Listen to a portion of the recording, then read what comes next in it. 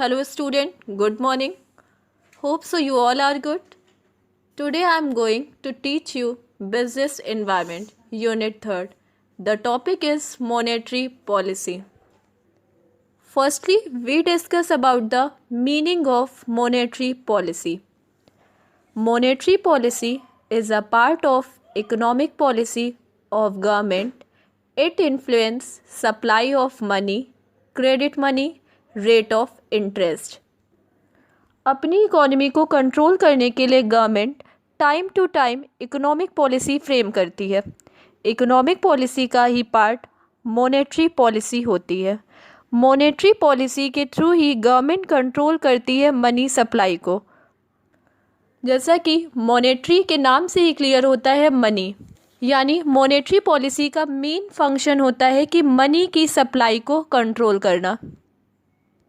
Commercial bank general public को कितना loan देगी, किस रेट पे देगी, वो मॉनेटरी पॉलिसी के थ्रू ही डिसाइड किया जाता है।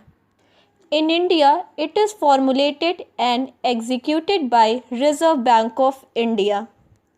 मॉनेटरी पॉलिसी बैंकिंग की एपेक्स बॉडी फॉर्मुलेट करती है। अब इंडिया में बैंक की एपेक्स बॉडी क्या है? That is RBI, reserve bank of India.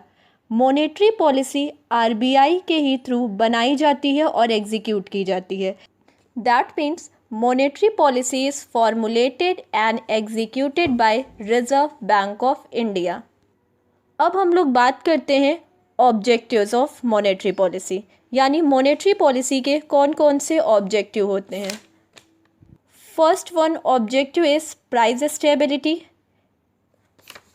Price stability का सेंस इन्फ्लेशन या डिफ्लेशन से है। अगर ये दोनों प्रॉब्लम रहेंगी इकोनॉमी में तो आरबीआई मॉनेटरी पॉलिसी के थ्रू ही इन्फ्लेशन और डिफ्लेशन की कंडीशन को कंट्रोल कर।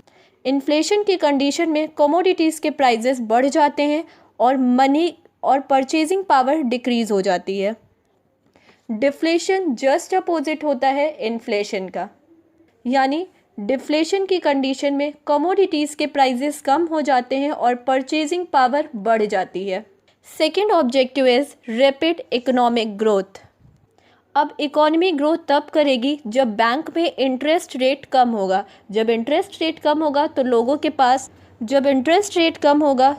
के पास पैसा ज़्यादा जाएगा, यानी वो लोन ज़्यादा लेंगे। जब उनके पास पैसा होगा तब वो ज़्यादा इन्वेस्टमेंट करेंगे। Third objective is exchange rate stability. इसमें हम लोग रुपीज़ को कन्वर्ट करते हैं। अब रुपीज़ को हम लोग किस में कन्वर्ट करते हैं? डॉलर्स में। Fourth objective is balance of payment equilibrium. अब बैलेंस ऑफ पेमेंट इक्विलिब्रियम कैसे होगा? जब एक्सपोर्ट ज़्यादा करेंगे बट इम्पोर्ट कम होंगे, तब बैलेंस ऑफ पेमेंट इक्विलिब्रियम बना रहेगा। Okay student, so thank you.